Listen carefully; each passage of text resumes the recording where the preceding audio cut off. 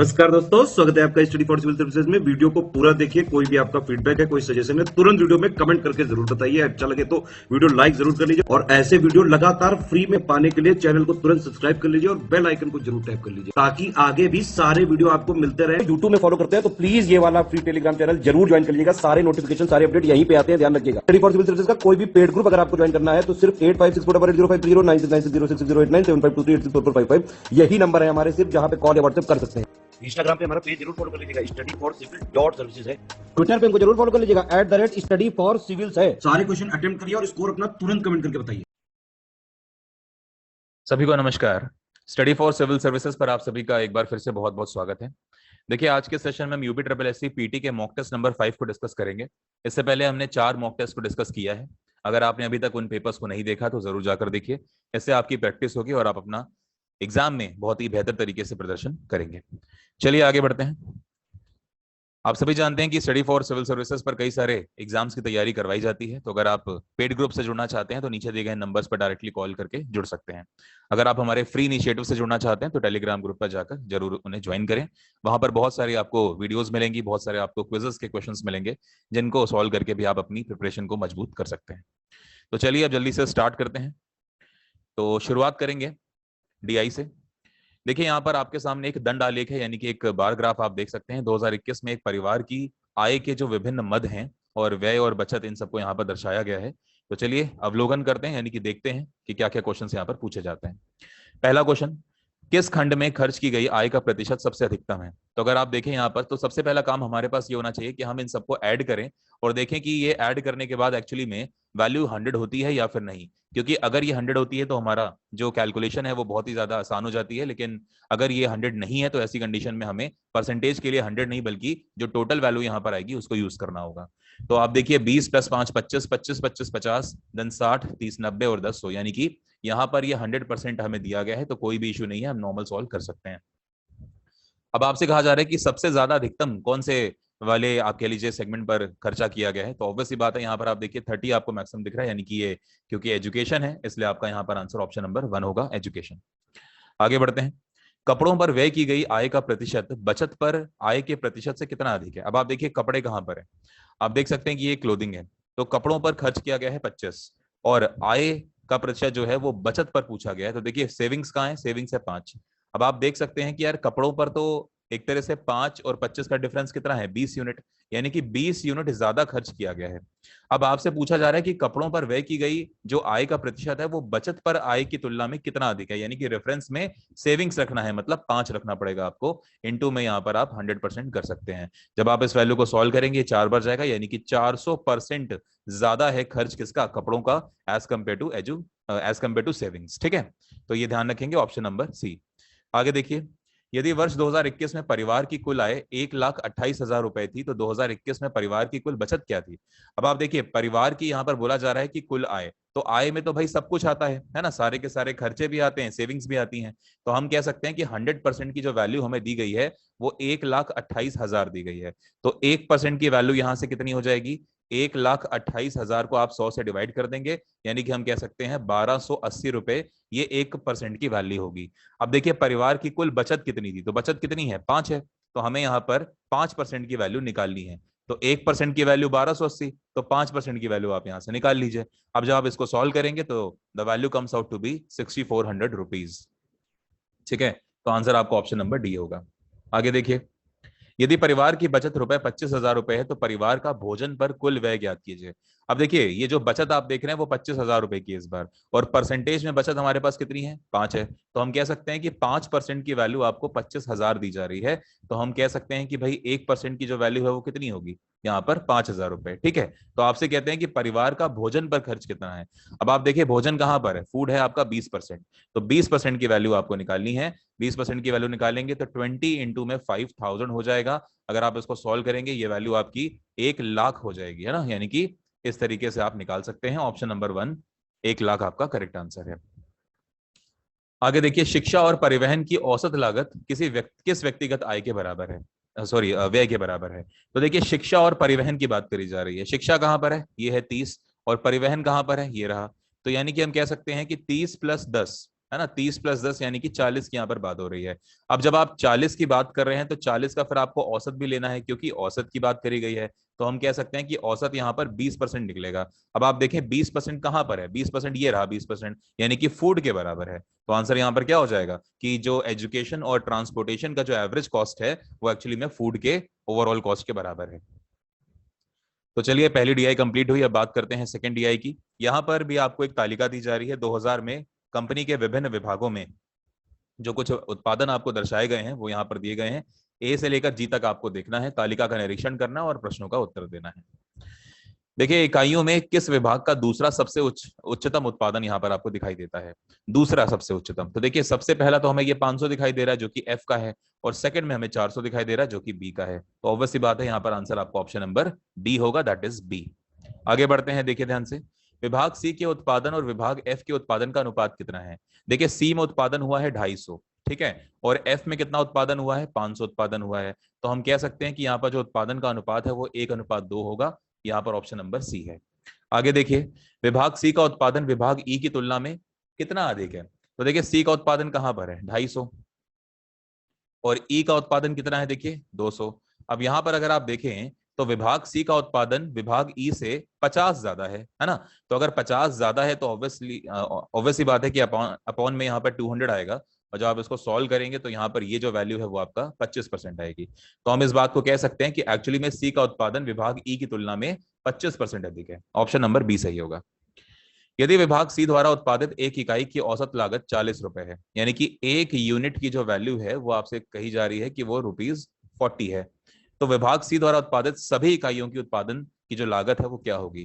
देखिए सी की लागत कितनी है, 250 है। तो ऑब्वियसली बात है जब आप यहाँ पर 250 का मल्टीप्लाई करा देंगे 40 में तो आपको आपका आंसर मिल जाएगा जो कि होगा 10,000 रुपए। ठीक है, यानी कि लागत क्या है, 10,000 रुपए है। ऑप्शन नंबर 1 मल्टीप्लाई कराना है सीधा यूनिटरी मेथड से। आगे देखें, विभाग सी डी और ई का उत्पादन सभी विभाग के उत्पादन की तुलना में कितना प्रतिशत है।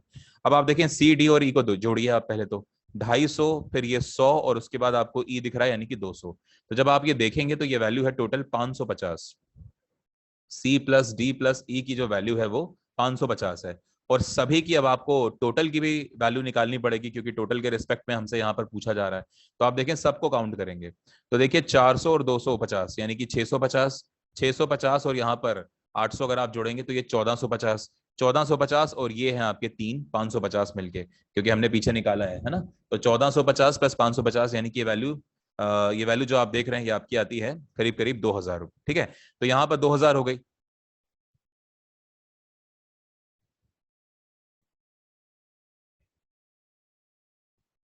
तो अगर यहाँ पर आप टोटल की बात करें तो ये 2000 आने वाला है। ठीक है, तो अब आप देखिए 550 जो है वो 2000 का कितने आप कह सकते हैं परसेंटेज होगा।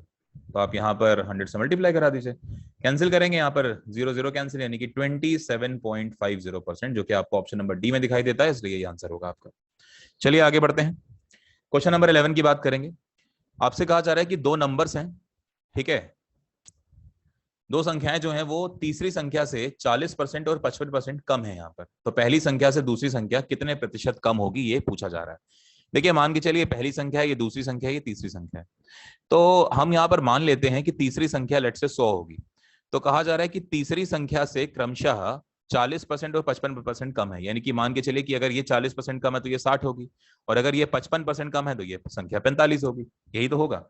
अब आप देखिए अगर ऐसी कंडीशन में आपसे पूछा जा रहा है कि जो पहली संख्या से दूसरी संख्या कितने प्रतिशत कम है, तो आप देखिए यहाँ पर जो दूसरी संख्या है वो पहली के रिस्पेक्ट में 15 कम है, और क्योंकि यहाँ पर पहली आएगी तो नीचे 60 रखेंगे, इनटू में 100% कर दीजिए, सॉल्व करेंगे तो ये आंसर यहाँ से 25% आ जाएगा।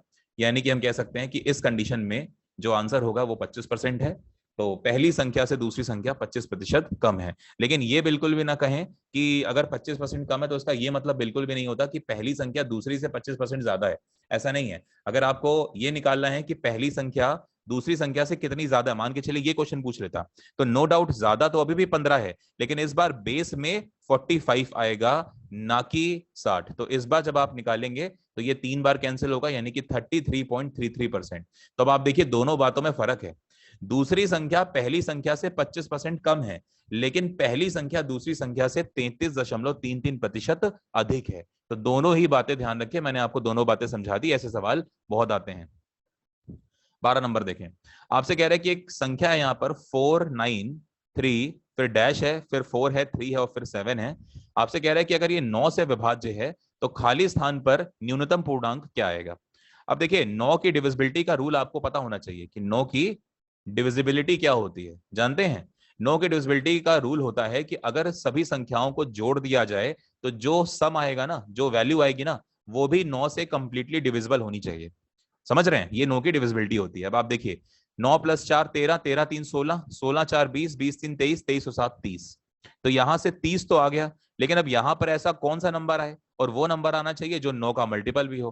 तो अब आप देखिए 9 का मल्टीपल होता है 36, 30 के बाद जो अगला मल्टीपल है वो 36 है। यानी कि अगर आप यहां पर 6 लिख दें तो ये 36 बन जाएगा, और 36 बन जाएगा तो हमारा आंसर आ जाएगा, क्योंकि वो 9 से डिवाइड हो जाएगा। तो आंसर क्या करेंगे? आंसर करेंगे यहाँ पर ऑप्शन नंबर डी। तो याद रखिए ये डिविजिबिलिटी पर बेस्ड सवाल था। आगे देखिए, ये भी एक सर्च सा क्वेश्चन है। यहां पर आप सभी जानते हैं कि जब भी हमारी वैल्यू इन्फिनिटी तक जाती है तो ऐसी कंडीशन में हमें अपने क्वेश्चन को देखना है, क्योंकि यहाँ पर 30 है तो प्राइम फैक्टर की बात करते हैं। देखिए 30 के जो प्राइम फैक्टर बन सकते हैं वो क्या बन सकते हैं भाई? एक तो यहाँ पर 5 बनेगा और एक यहाँ पर 6 बनेगा। अब आप देखिए हम प्राइम फैक्टर की बात कर रहे हैं तो नो डाउट 6 जो है वो देखिए प्राइम फैक्टर नहीं है, लेकिन हम यहाँ पर चलिए प्राइम फैक्टर नहीं कहना चाहिए, यहाँ पर हम बात करते हैं चलिए कंटिन्यूअस फैक्टर की, है ना? क्योंकि अगर हम प्राइम कहेंगे तो वो अपने में ही गलत होगा। तो हम यहाँ पे कंटिन्यूअस फैक्टर की बात करते हैं। तो 5 और 6 है। अब देखिए जैसे 12 की आप बात करें तो 12 के कंटिन्यूअस फैक्टर क्या है? तो आप कह सकते हैं कि 3 और 4 है ना? कई बार ऐसा भी होगा कि आपको प्राइम फैक्टर भी मिलेंगे, जैसे 6 है तो 6 में 2 और 3 होते हैं। तो आप यहाँ पर ये कहें कि जो कंटिन्यूअस पैटर्न है, पैटर्न पे जो हमें फैक्टर्स मिल रहे हैं वो हमें ढूंढने हैं। तो देखिए ऐसी कंडीशन में क्या है कि ऊपर वाली वैल्यू पूरी की पूरी प्लस है, तो आपको पता है कि हमारे पास दो ऑप्शन है, एक तो 5 और 6, और वो भी प्लस में से ऑप्शन है ये। और फिर आपको पता है कि 3 और 4 है वो माइनस में से। तो आपको पता है कि जब प्लस है तो बड़ी वाली वैल्यू लेते हैं, और जब माइनस है तो छोटी वाली वैल्यू लेते हैं। ये सभी की सभी चीजें आप जानते हैं अच्छे से। अब यहाँ पर क्या है कि जब बड़ी वैल्यू लेंगे तो यहाँ पर 5 और 6 में से 6 आएगा, और उसके बाद देखिए बीच में कौन सा साइन है? बीच में तो प्लस का साइन है, तो प्लस करिए, और यहाँ माइनस है तो आप छोटी वैल्यू यानी कि 3 लेंगे, तो 6 + 3 यानी कि 9। 9 यहाँ पर इस सवाल का आंसर होगा। Option number A will be the correct answer. यानी कि अगर आप इस पूरे को सॉल्व करें, ये पूरा सॉल्व होके 6 आंसर देता है, और ये नीचे वाला पूरा सॉल्व होके कितना आंसर देता है बताइए? 3 आंसर देता है, और क्योंकि बीच में प्लस है इसलिए 6 + 3 9 होगा। आगे बढ़ते हैं। आपसे कह रहे हैं कि 30 व्यक्तियों की जो औसत आय है वो 400 रुपए। देखिए यहाँ पर लिखिए एवरेज, यहाँ पे लिखिए आप नंबर, और यहाँ पर आप लिखिए सम। तो आपसे कहता है कि 30 लोगों की जो एवरेज इनकम है वो 400 रुपए, तो हम कह सकते हैं कि सम कितना हो जाएगा? 1200 रुपए। कहता है कि अन्य 20 व्यक्तियों की जो औसत आय है वो 250 है, तो अन्य 20 की जो औसत आय है वो 250 है। तो ऐसी कंडीशन में अगर आप यहाँ सॉल्व करेंगे तो मेरे ख्याल से ये वैल्यू 5000 आने वाली है। तो अब सॉल्व करेंगे तो ये वैल्यू कितनी है? 6200 रुपए ये वैल्यू है। कहते हैं कि पूरे समूह की औसत आय कितनी है? तो 6200 को जब आप डिवाइड कर देंगे कितने से? 50 से, क्योंकि हमारे पास टोटल नंबर कितने हैं? 50 हैं। तो 0 से 0 कैंसिल हो गया, 5 से इसको कैंसिल करिए। यहाँ पर जो आंसर आएगा आपका वो 140 आएगा, है ना? यानी कि जो इनकम है आपकी वो आई गेस 140 होने वाली है। अगर एक बार मैं कैलकुलेशन फिर से देख लेता हूँ, क्योंकि हमें ये आंसर नहीं मिल रहा। 6200 है, 6200 को अगर हम यहाँ पर डिवाइड करेंगे तो 620/5 140। जी हाँ, तो यहाँ पर आंसर आपका 140 आएगा। ऑप्शन को ठीक कर लें, यहाँ पर आंसर यहाँ पे 140 कर लें, तो ऑप्शन आपका यहाँ पर आंसर नंबर 1 हो जाएगा। आई विश कि आपको क्लियर हुआ होगा। माफ कीजिएगा, ये 1200 नहीं है, 12000 होगा। तो आई गेस ये कैलकुलेशन मिस्टेक हुई है, मैं इसको एक बार ठीक करता हूँ। जस्ट अ मिनट, हम एक बार फिर से सॉल्व करते हैं। देखिए कई बार ये कैलकुलेशन मिस्टेक्स हो जाती हैं। इनफैक्ट मैं बिल्कुल आप लोगों को कहीं ना कहीं दिल से थैंक करूंगा कि कई बार जैसे अगर पेपर में कैलकुलेशन मिस्टेक होती है तो आप सभी अवेयर होके बताते हैं उसको, तो बहुत बहुत थैंक यू। देखिए आप सभी जानते हैं कि हर मतलब कोई इंसान परफेक्ट नहीं होता है, हम पूरी कोशिश करते हैं, लेकिन कई बार क्या होता है कि पेपर को पढ़ाने के चक्कर में कुछ ऐसा हो जाता है कि बिल्कुल कैलकुलेशन मिस्टेक हो जाती है, जो कि हुई भी है मेरे से। तो मैं तहे दिल से माफी चाहूंगा, और आप सभी का शुक्रगुजार हूं कि आप लोग पार्डन करते हैं और उस चीज को एक्सेप्ट करते हुए आगे बढ़ते हैं। मेरी कोशिश ये रहती है कि मैं आपको अच्छे से कंसेप्चुअली पढ़ाऊं, ठीक है? मैं कभी भी ये कोशिश नहीं करता कि किसी क्वेश्चन को हम बस ऐसे ही नजरों से निकाल दें और सिर्फ मैं आपको आंसर बता के आगे बढ़ जाऊं। मेरी पूरी कोशिश मेरी रहती है, मैं प्रयास ये करता हूं कि मैं आपको बेहतर तरीके से उसको समझाऊं।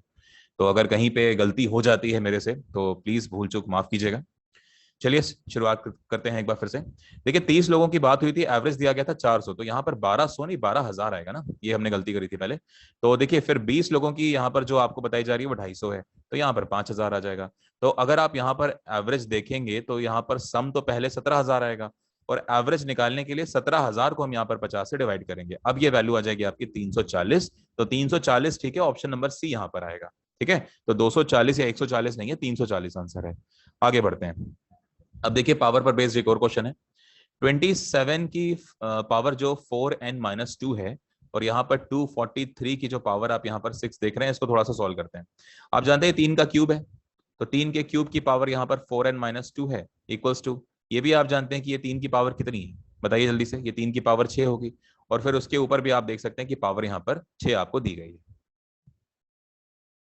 माफ कीजिएगा, ये पावर 6 नहीं तो 5 होगी ना, 4 पे 81 होता है, तो ये 5 आएगा। इसको ठीक करते हैं। हाँ जी, तो ये 3 की पावर 5 है। ठीक है, अब आगे देखिए, जब आप यहाँ पर देखेंगे तो ये पावर्स क्या होंगी, यहाँ पे मल्टीप्लाई, तो ऊपर आ जाएगा 12n-6 इक्वल्स टू, यहाँ पर पावर में 30 आ जाएगा एक तरह से। तो जब आप देखें यहाँ पर तो बेस सेम है, तो ऑब्वियसली पावर्स यहाँ पर क्या होंगी, compare. So 12n-6 equals to 30।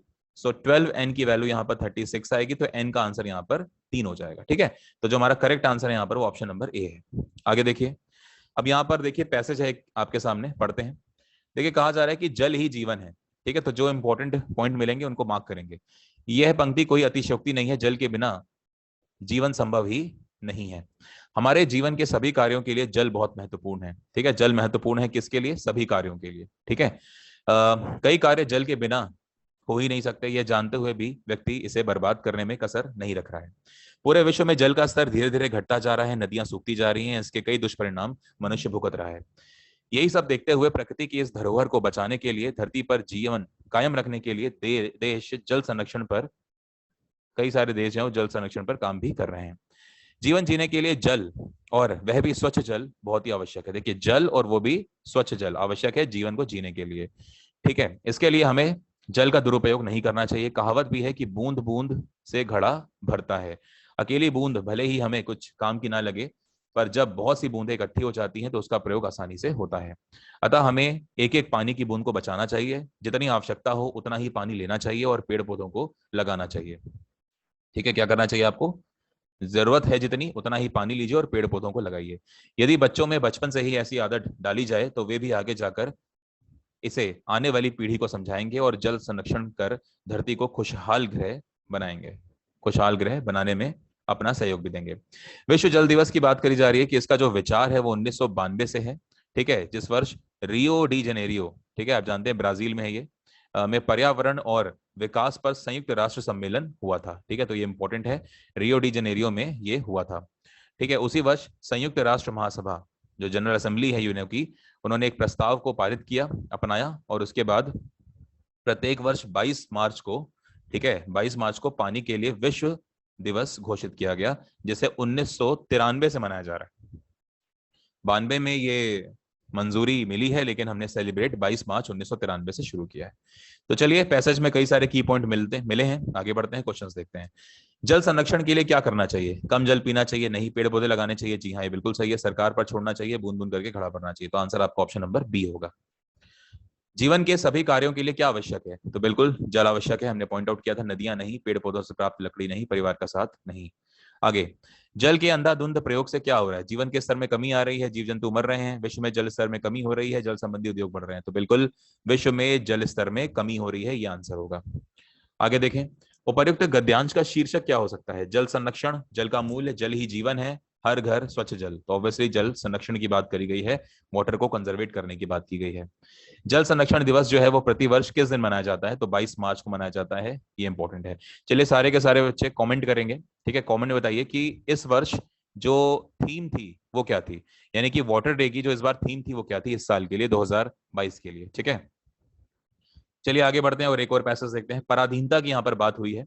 पराधीनता से न केवल व्यक्ति का अपितु समाज और राष्ट्र का भी पूरा पतन होता है, यानी कि राष्ट्र का भी पतन हो रहा है, समाज का भी पतन हो रहा है, और व्यक्ति का तो हो ही रहा है।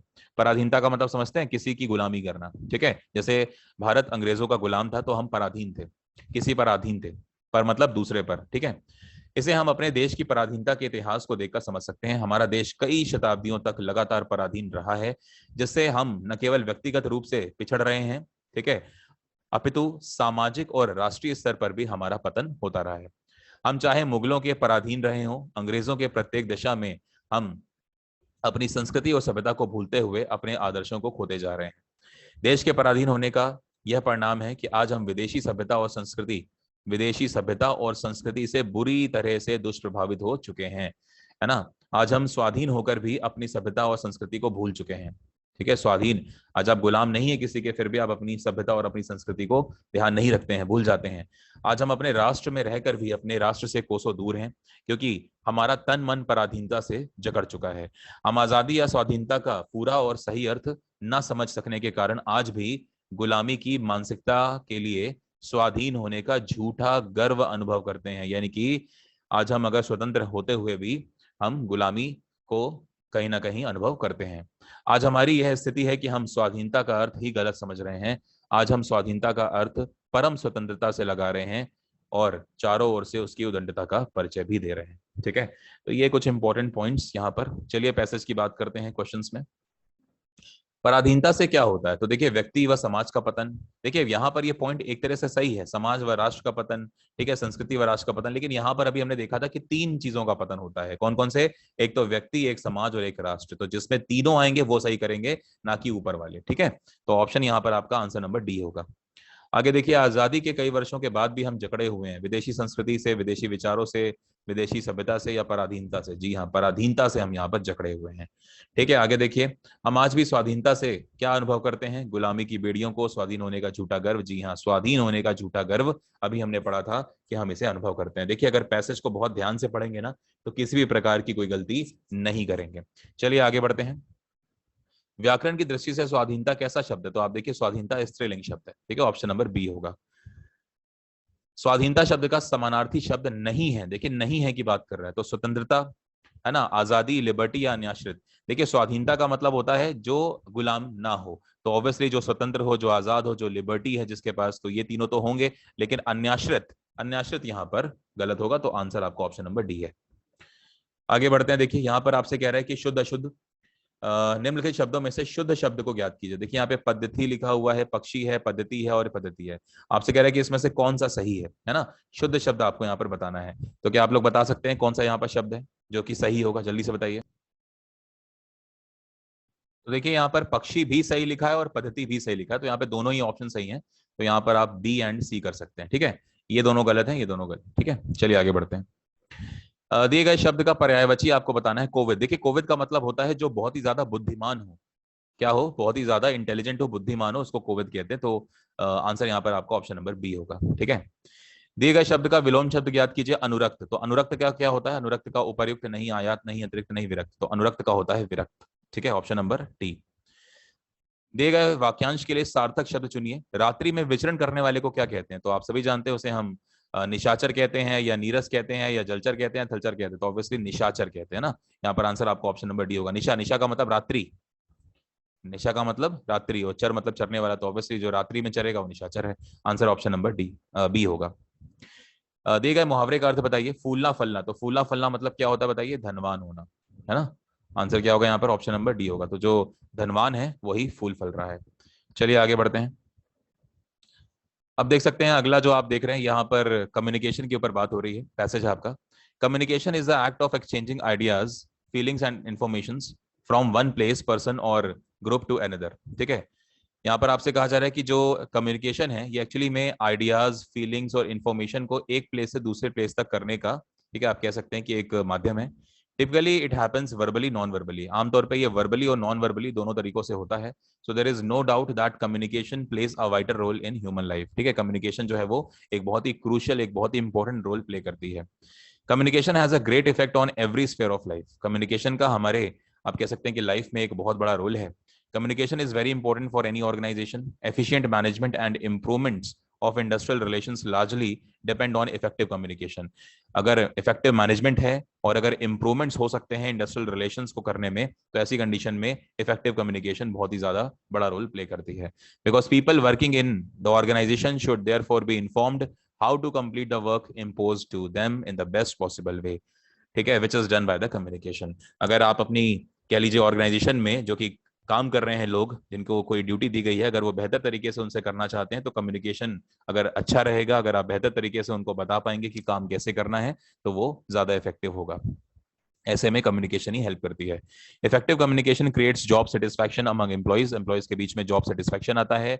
It ensures mutual trust and confidence between management and the employees which helps them to work with zeal and enthusiasm. ऐसी कंडीशन में जो आप देख सकते हैं कि ट्रस्ट और जो एक कॉन्फिडेंस है वो भी बिल्ड होता है मैनेजमेंट और एम्प्लॉइज के बीच में। इससे जो एम्प्लॉइज हैं और जो मैनेजमेंट है वो फुल ज़ील और एंथुसियाज्म के साथ वर्कआउट करते हैं। तो चलिए आगे बढ़ते हैं, अब क्वेश्चंस को देखेंगे। What creates job satisfaction among employees? A good salary package, no. Good relations with management, no. Early appraisal, no. Effective communication, जी हाँ, यही आंसर सही होगा, option number D. In how many ways the communication can happen? It's a one-way process, two ways, जी हाँ, it's a two-way process. Okay. Communication is an act dash from one place, person or group to another. तो communication क्या है यहाँ पर देखिए, exchanging ideas, exchanging feelings, exchanging information, या फिर all of the above. तो जी हाँ, ऑल ऑफ द अबव, यानी कि एक्सचेंजिंग जब भी हो रही है कम्युनिकेशन के दौरान तो आइडियाज भी होंगी, फीलिंग्स भी होंगी और इन्फॉर्मेशन का भी एक्सचेंज होगा। आगे देखते हैं 34 देखिए, you dash be a fool if you think Rahul is going to lend you more money. यहाँ पर कहा जा रहा है कि यू डैश फूल, तो यू मस्ट बी अ फूल, है ना। यहाँ पर क्या होगा, बी से पहले यहाँ पर आप कह सकते हैं कि मोडल फॉर्म आएगा, और ये जो मोडल होते हैं या कह लीजिए मोडल्स होते हैं वो आपका मस्ट यहाँ पर आएगा, ठीक है। तो you must be a fool if you think Rahul is going to lend you money. आगे देखिए, हिज पेरेंट्स ऑफन कानिव, या फिर आप इसे कनाइव भी पढ़ सकते हैं, प्रोनाउंसिएशन वेरी करता है, कनाइव भी, वैसे मैं इसे कनाइव पढ़ता हूँ। His parents often connive dash his absurdity. देखिए एब्सर्डिटी का मतलब क्या होता है, इसे हम कहते हैं बेहुदगी। जैसे होता है ना, कुछ लोग एकदम कुछ पता नहीं क्या ही कर देते हैं, जो कहते हैं ना एकदम बेहुदगी वाला काम किया है इस पर्सन ने। तो हिज पेरेंट्स ऑफन कनाइव, यानी कि आप यहाँ पर कह सकते हैं कनाइव मतलब क्या होता है, शक करना, ठीक है, किसी के ऊपर शक करना, दैट इज कनाइव, ठीक है। तो उसके जो माता पिता हैं वो अक्सर उसकी बेहुदगी पर शक करते हैं, ठीक है। तो यहाँ पर देखिए अपॉन है, एट है, विद है और ओवर है। तो यहाँ पर क्या आंसर सही होगा, आप यहाँ पर बता सकते हैं क्या, जी हाँ, एट आएगा, ठीक है। तो his parents often connive at his absurdity, ठीक है। तो कर लेंगे मेरे ख्याल। चलिए आगे बढ़ते हैं। देखिए यहाँ पर कहा जा रहा है कि किनले का रिलेशन अगर इससे है इन अ सर्टेन कोड लैंग्वेज, तो बिस्लेरी का कोड क्या होगा। तो चलिए लिखते हैं जल्दी से, KINLEY, किनले, और उससे नीचे आप देख सकते हैं ZELNIL, ठीक है। अब आप देखो के पे वैल्यू कितनी होती है भाई, 11, इस पे कितनी होती है, ये आपकी आई है, तो यहाँ पर 9 हो गया, यहाँ पर ये 14 है, यहाँ पे 12 है, 12 के बाद ये 5 है, 5 के बाद ये 25 है। यहाँ पर देखिए वैल्यू 26 है, ये 5 है, ये 12 है, ये 14 है, ये 9 है और फिर ये 12 है। अब आप देखिए 11 से 12 देख रहे हैं क्रॉस में, तो यहाँ पर क्या हुआ, यहाँ पे क्रॉस में जा रहा है, देखिए +1 हो रहा है ना। और फिर देखिए 25 से यहाँ पर 26 है, फिर क्या हो रहा है, देखिए यहाँ पर +1 हो रहा है, ठीक है। तो यहाँ पर क्या हो रहा है, यहाँ पर भी +1 आ रहा है। लेकिन आगे देखिए क्या हुआ, यहाँ पर 9 है, तो यहाँ देखिए यहाँ पर भी 9 है, ठीक है। यहाँ 14 है तो यहाँ पर भी 14 है, यहाँ 12 है तो यहाँ भी 12 है, यहाँ 5 है तो यहाँ पर भी 5 है। यानी कि हम क्या कर रहे हैं, ये INLE यहाँ पर लेफ्ट से राइट लिखा है, तो अब हम यहाँ पर ऐसे लिख रहे हैं राइट से लेफ्ट। समझ में आ गया। चलिए तो अब हम यहाँ पर बिस्लेरी के लिए भी करते हैं। सो BISLERI, ये बिस्लेरी है। तो देखिए बी के बाद यहाँ पर क्या आएगा, सी आएगा, और आई के बाद यहाँ क्या आएगा, जे आएगा। तो आंसर तो वो है जिसकी शुरुआत जे और एंड सी पे होगा। शुरुआत जे पे हो, एंड सी पे हो, एक ही आंसर है, वो बी है। लेकिन फिर भी कर लेते हैं, देखिए ISLER ऐसे लिखा है ना, तो अब ISLER ऐसे लिखेंगे आप, ठीक है। तो ये आंसर है, option number B will be the correct answer, ठीक है। आगे देखिए, विषम आपको यहाँ पर बताना है जी, आइडेंटिफाई द ऑड वन। यहाँ पर देखिए आपके पास स्फेयर है, पैरेललोग्राम है, रेक्टेंगल है, सर्कल है, पेंटागन है, हेक्सागन है, स्क्वायर है और रोम्बस है। अगर आप यहाँ पर सिर्फ स्फेयर को छोड़ दें, यानी कि गोले को छोड़ दें, स्फेयर को छोड़ दें, तो बाकी सारे के सारे 2D हैं। लेकिन स्फेयर कैसा है, 3 डायमेंशनल होता है। आप सभी जानते हैं कि 3D और 2D में क्या फर्क है, 3D में एक एक्स्ट्रा डायमेंशन होती है, 2D में नहीं होती है, हाइट, है ना। और 3D चीजों का हमेशा वॉल्यूम निकलता है, लेकिन 2D चीजों का कभी भी वॉल्यूम नहीं निकल सकता। कभी आपने पढ़ा है कि स्क्वायर का वॉल्यूम या रेक्टेंगल का वॉल्यूम या सर्कल का वॉल्यूम या पेंटागन का वॉल्यूम, कभी नहीं पढ़ेंगे, ठीक है, क्योंकि ये 2 डायमेंशन है, इनका हमेशा एरिया निकलता है, वॉल्यूम नहीं। तो पिछले वाले क्वेश्चन में जो करेक्ट आंसर होगा that is sphere, sphere option number B में ये आंसर है। आगे बढ़ते हैं। आपसे कहा जा रहा है कि पी क्यू की पुत्री है, ठीक है भाई। तो क्यू की पुत्री कौन है, पी है, तो पुत्री है तो फीमेल होगी। क्यू आर की माता है। अब देखिए क्यू क्यू क्या है, यहाँ पर क्यू माता है, वो भी किसकी, आर की माता है। तो अब आर का जेंडर नहीं पता, लेकिन ये भाई बहन या कुछ ऐसे रिश्ते में ही है। एस आर का भाई है, एस आर का भाई है, तो देखिए एस आर का भाई भी हो गया। टी एस की पुत्री है, ठीक है, टी क्या है, एस की पुत्री है, तो यहाँ पर टी देखिए एस की पुत्री हो गई, तो आपसे कह रहा है कि आर टी से किस प्रकार संबंधित है, ये जो आर है ना वो टी से किस प्रकार संबंधित है। तो अब यहाँ पर अगर आप देखें तो ब्रदर तो पॉसिबल नहीं है, मैटरनल अंकल नेफ्यू, तो यहाँ पर आंसर क्या होगा, डाटा इनसफिशिएंट। तो आंसर यहाँ पर ऑप्शन नंबर डी होगा, ठीक है, क्योंकि हम नहीं बता सकते। आगे देखें, उस विकल्प का चयन कीजिए जो तीसरी संख्या से उसी प्रकार से संबंधित है जिस प्रकार से दूसरी संख्या पहली से और छठी संख्या पांचवी से संबंधित है। देखिए यहाँ पर एक्चुअली में एनालॉजी आपका चल रहा है, इसको आपको ध्यान से समझना होगा। देखिए 12, 71 और 78 में एक बहुत ही इंपॉर्टेंट लॉजिक चल रहा है, उसको समझते हैं। 12, 71 और 18, इन दोनों का डिफरेंस बताइए कितना है, 6 यूनिट का, ठीक है। तो डिफरेंस आ गया, पहले और आखिरी में जो डिफरेंस है वो आ गया ना। अब आप क्या करें, 12 में 6 का मल्टीप्लाई करें तो यहाँ पर क्या वैल्यू आएगी, 72, और इस 72 में जब आप 1 को माइनस कर देंगे तब आपको बीच वाली वैल्यू 71 मिलेगी। तो लॉजिक समझ में आया, मतलब पहले वाले में इन दोनों का डिफरेंस मल्टीप्लाई करके एक माइनस किया गया। ऐसे यहाँ पर देखते हैं, देखो 22 और 241 के लिए। अब अगर यहाँ 22 है, यहाँ पर 241 है, तो यहाँ पर क्या नंबर आएगा। तो आप देखिए यहाँ पर हमें एक ऐड करना पड़ेगा, क्योंकि अल्टीमेटली यहाँ पर 72 आया था, तो 71 में एक ऐड करोगे तभी तो 72 होगा। मतलब अगर हम ये 242 कर दें तो जरा देखते हैं कि क्या रिजल्ट होगा। तो आपको 22 से डिवाइड करोगे अगर आप इसको, तो ये 11 बार जाएगा। यानी कि हम कह सकते हैं कि 11 बार जो है वो ऐड होगा। तो 22 से यहाँ पर क्या होना चाहिए, 22 से अगर आप यहाँ पर 33 कर देंगे तो आप देखिए दोनों में डिफरेंस कितना है, 11 का। अब अगर आप 22 इंटू 11 करेंगे तो वैल्यू क्या आएगी, वैल्यू आएगी 242, और 242 माइनस 1 करेंगे तो आंसर क्या आएगा, 241, जो कि यहाँ पर मेंशन किया गया है। इसका मतलब यहाँ 33 होना चाहिए। सो ऑप्शन नंबर 3 यहाँ पर करेक्ट आंसर है।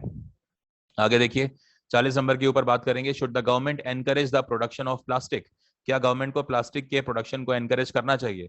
Yes it will increase the revenue of the government, जी नहीं ऐसा नहीं कर सकते। No this decision will open the way for pollution from plastic industry, ठीक है, नहीं बिल्कुल नहीं करना चाहिए, क्योंकि इससे क्या होगा कि जो पोल्यूशन है वो बढ़ जाएगा। जी हाँ, ये बात बिल्कुल सही है, इसीलिए देखिए कहीं ना कहीं प्लास्टिक को बैन करने की भी बात कही जा रही है। इसलिए यहाँ पर जो करेक्ट आंसर होगा वो आपका ऑप्शन नंबर बी होगा। तो आई विश के सभी क्वेश्चंस आपको बेहतर तरीके से क्लियर हुए होंगे। 40 तक हमने यहाँ पर कंप्लीट कर लिए हैं। तो चलिए आगे बढ़ते हैं, आगे देखते हैं। देखिए यहाँ पर आपसे कहा जा रहा है कि 41 से 45 तक तालिका को आप यहाँ पर अध्ययन करें, तालिका का, और ये 5 वर्षों के दौरान 5 संगठनों में कर्मचारियों की संख्या आपको दी गई है। तो चलिए शुरू करते हैं। 2003 से 2006 तक संगठन ई के कर्मचारियों में कितने प्रतिशत की कमी हुई है। देखिए 2003 में संगठन ए के कर्मचारियों की बात, सॉरी संगठन ई के कर्मचारियों की बात हो रही है। तो संगठन ई कहाँ है, ये रहा। तो ई में कर्मचारी कितने हैं, 80। और फिर 2006 की बात हो रहा है, तो 2006 में 164 है। तो आपसे कह रहा है कि कमी कितनी हुई, तो देखिए यहाँ पर कमी तो हो ही नहीं रही एक तरह से, है ना। माफ कीजिएगा, यहाँ पर कंपनी ए होगी ना कि ई, ये टाइपिस्ट मिस्टेक है, ठीक है। तो देखिए 2003 से 2006 की यहाँ पे बात हो रही है और कंपनी ए की बात की गई है, ठीक है। तो देखिए ए में कितना है, 69 है, और फिर देखिए 2006 में कितना है, 59 है। यानी कि हम कह सकते हैं कि यहाँ पर 10 यूनिट की कमी हो रही है। तो भाई 10 यूनिट की कमी हो रही है किसके रेफरेंस में, 2003 की तुलना में। तो 3 कहाँ पर है, यहाँ पे 69, इंटू में कर दीजिए 100%। जब आप इसको सॉल्व करेंगे तो ये वैल्यू कितनी हो जाएगी, 1000 अपॉन में 69। ओवरऑल सॉल्व करेंगे तो वैल्यू कितनी आएगी, 14.5% ऑलमोस्ट, ठीक है। तो यहाँ पर करेक्ट आंसर आपको ऑप्शन नंबर सी होगा। आगे बढ़ते हैं। वर्ष 2007 से 2008 तक संगठन बी और सी में क्रमशः 15% की कमी और 10% की वृद्धि हुई है, ठीक है। 2007 से 8 में बी और सी में। अब आप देखिए ये है बी, ठीक है, और ये है 120 7 में। इसके बाद अगर आप देखें सी की बात हो रही है, तो सी में यहाँ पर देखिए 70 है। तो आपसे कह रहे हैं कि 2008 में संगठन बी और सी में कुल कर्मचारियों की संख्या कितनी थी। तो अब आप देखो बी में तो क्या हो रहा है, बी में तो 15% की कमी है और सी में 10% की वृद्धि है। तो अब आप देखें कि 120 था और 15% की कमी हो गई, तो इसका मतलब कितना है, 85%। ये वाली बात समझ में आती है हमें। यानी कि 120 का 85% करेंगे तो यहाँ पर बी की नई वैल्यू आएगी। और ऐसे जब आप 10% का जो आप यहाँ पर देख रहे हैं 2007 के लिए जो सी आप देख रहे हैं वो 70 है। तो 70 में जब आप 10% करेंगे यानी कि 110% यहाँ पर वैल्यू होगी। तो सी का आंसर आपको यहां से मिल जाएगा। तो चलिए जल्दी से वैल्यूज निकालते हैं। तो यहां जो वैल्यू आएगी वो 102 आएगी, और यहां जो वैल्यू आएगी वो 11 7 77, ठीक है। तो अगर आप यहां पर जोड़ेंगे दोनों को तो ये 179 हो जाएगा। तो 2008 में जो संख्या आ रही है टोटल वो कितनी आ रही है, 179। ऑप्शन नंबर बी ठीक होगा। आगे देखिए 2004 तथा 5 में संगठन बी के कुल कर्मचारियों की संख्या, 4 और 5 में, देखिए ये 4 है ये 5 है, और संगठन बी के कुल कर्मचारी कितने हैं, 179 है यहाँ पर, ठीक है। कर्मचारियों की संख्या संगठन ई में इन्हीं वर्षों में कुल कर्मचारियों की संख्या। अब आप देखिए संगठन ई में, तो ई ये रहा और इन्हीं में बोली गई है, तो ये यहाँ पर आ गए। देखिए ऐड करिए 729 437 यानी कि 279। ठीक है, कहते हैं कि दोनों के बीच में अंतर कितना है, तो साफ साफ दिख रहा है अंतर यहाँ पर कितने हैं, 100 यूनिट का अंतर है। आंसर आपका ऑप्शन नंबर ए होगा। आगे देखिए 44 में, वर्ष 2007 में संगठन ए तथा डी के कुल कर्मचारियों की संख्या 2003 में संगठन सी और ई के कुल कर्मचारियों की संख्या के मध्य अभीष्ट अनुपात कितना है। देखिए ए और डी की बात हो रही है 7 में, 7 कहाँ है, ये रहा। ए में देखिए 65 है और डी में देखिए 95 है, यानी कि 65 और 95 करेंगे तो ये वैल्यू 160 आएगी। ठीक है, और फिर आपको सी और ई लेना है 2003 का, तो देखिए ये सी है और ये आपका ई है। अगर यहाँ पर आप देखेंगे तो ये वैल्यू 175 आ रही है यहाँ पर। ठीक है, तो अब आपको यहाँ पर सॉल्व करना होगा। सॉल्व करिए, ये 5 से कटेगा तो 32 बार जाएगा, यहाँ पर सॉल्व करेंगे तो ये वैल्यू 35 बार जाएगी, यानी कि 32:35। ऑप्शन नंबर सी यहाँ पर ठीक होगा। आगे देखिए 45 नंबर, 2005 से संगठन बीसीडी के कुल कर्मचारियों की औसत संख्या कितनी है। देखिए बीसीडी का मतलब ये वाली बात हो रही है, 2005 मतलब ये 3 की बात हम कर रहे हैं। तो देखिए यहाँ पर क्या होगा, अगर आप औसत निकालना चाहते हैं तो पहले सबको जोड़ेंगे, 9 5 14 यानी कि 4, 8 7 15 15 यानी कि यहाँ पर 5 आएगा और यहाँ पर 3 254। ठीक है, तो यहाँ पर मैं दोबारा से लिख देता हूँ इसे।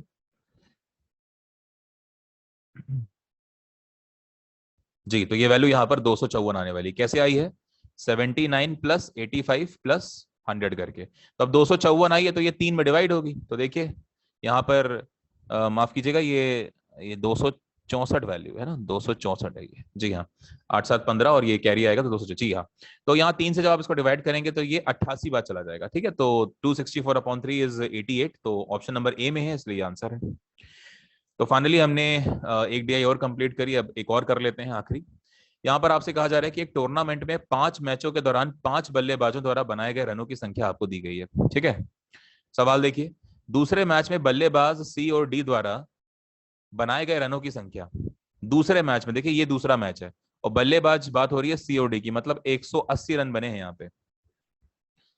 चौथे मैच में बल्लेबाज ए और ई, देखिए चौथा मैच कौन सा है, ये है, इसमें ए और ई की बात हो रही है, मतलब 40 और ई मतलब 65 की बात हो रही है, मतलब 105 की यहाँ पर बात हो रही है कि बीच में रनों का अंतर क्या था। तो दोनों का अंतर जब आप लेंगे तो ये 75 का अंतर है, साफ साफ दिखाई दे रहा है। आंसर ऑप्शन नंबर डी होगा। आगे देखिए 47 की बात करेंगे। दूसरे मैच में बल्लेबाज सी द्वारा बनाए गए रनों की संख्या, दूसरे मैच में, तो ये दूसरा मैच है, सी ने कितने रन बनाए हैं, 80 रन बनाए हैं। ठीक है, पांचवें मैच में बल्लेबाज ई द्वारा बनाए गए रनों की संख्या का कितने प्रतिशत है। तो देखिए पांचवा मैच ये है और ई ने जो रन बनाए वो 110 हैं, तो हमने मान लिया कि 80 जो है वो 110 का x% होगा यहाँ पर। जब इसको सॉल्व करेंगे तो ये वैल्यू 800 और अपॉन में 11 आएगी। आपको ये पूरी की पूरी वैल्यू सॉल्व करनी है। तो जब आप इस वैल्यू को सॉल्व करेंगे तो यहां पर आपका ऑप्शन नंबर ए ठीक होगा। क्यों, क्योंकि देखिए ये 72 टाइम्स जाएगा और 8/11, वैसे भी आप देखिए 811 से पूरा पूरा तो कटता नहीं है, इसका मतलब डिनोमिनेटर में 11 जरूर होना चाहिए। तो 11 यहाँ पे सिर्फ एक ही ऑप्शन में दिखाई दे रहा है, इसलिए आंसर है। समझ गए, आगे चलते हैं। देखिए 48 की बात करेंगे यहाँ पर हम। तीसरे मैच में बल्लेबाज ए द्वारा बनाए गए रनों की संख्या, तीसरे मैच में बल्लेबाज ए, तो ये तीसरा मैच है, बल्लेबाज ए यहाँ पे 96 रन बना रहे हैं, और दूसरे मैच है बल्लेबाज बी द्वारा बनाए गए रनों की संख्या।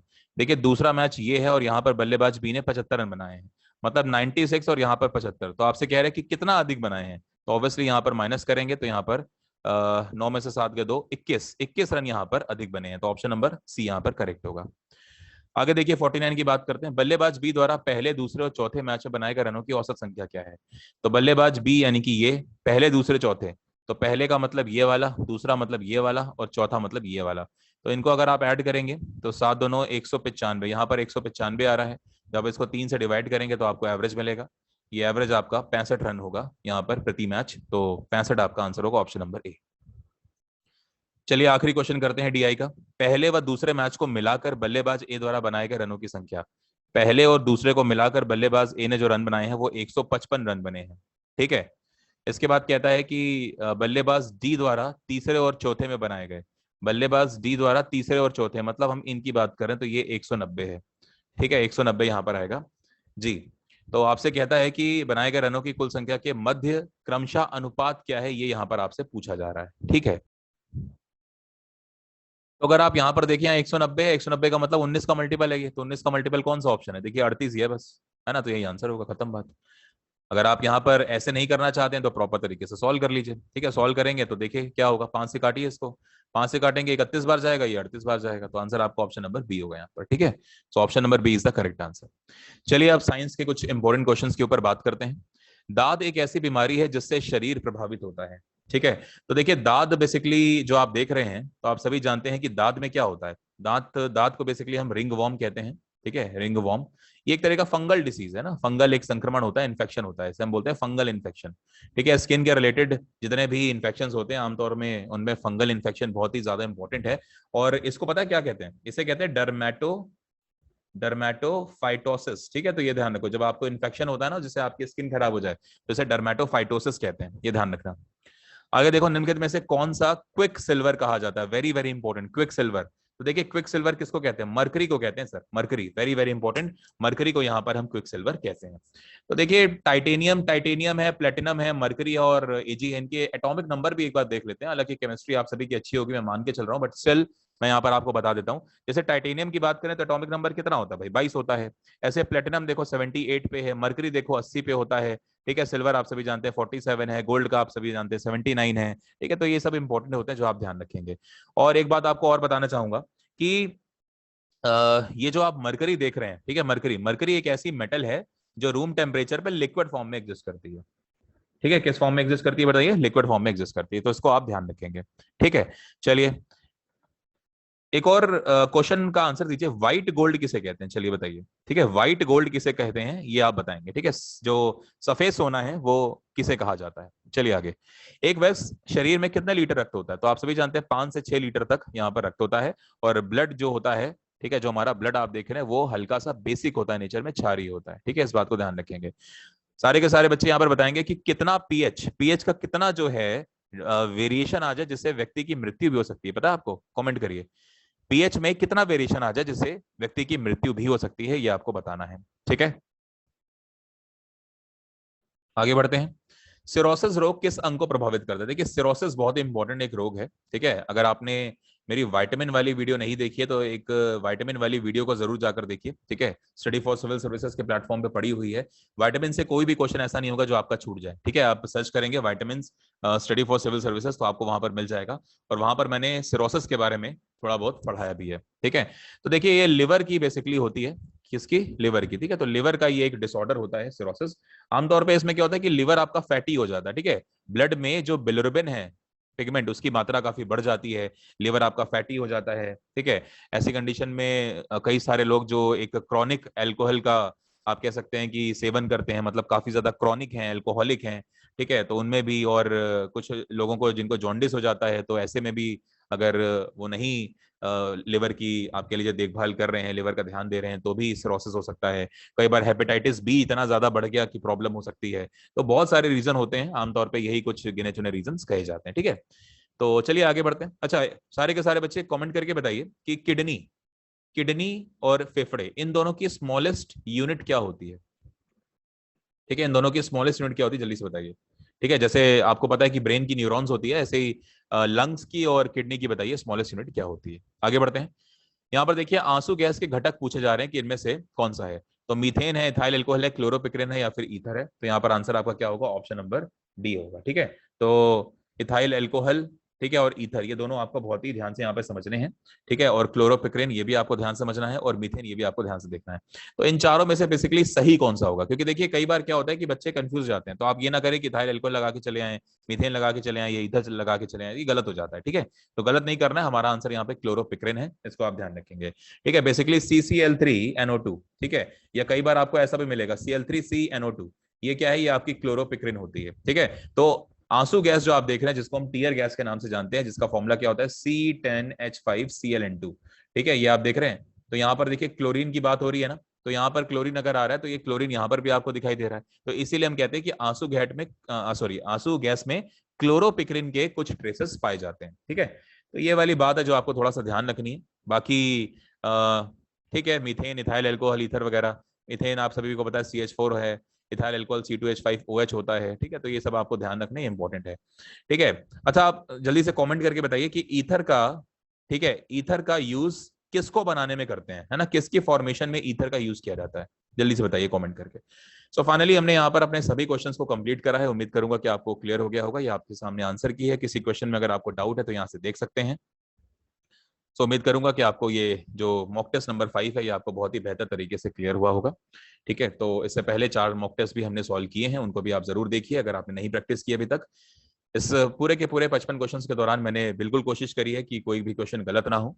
स्टिल अगर आपको लगता है कि किसी क्वेश्चन में आपको कोई कंफ्यूजन है तो जरूर आप कमेंट करें। ठीक है, और कमेंट सेगमेंट में हम आपको जरूर रिप्लाई करेंगे। Thank you for watching.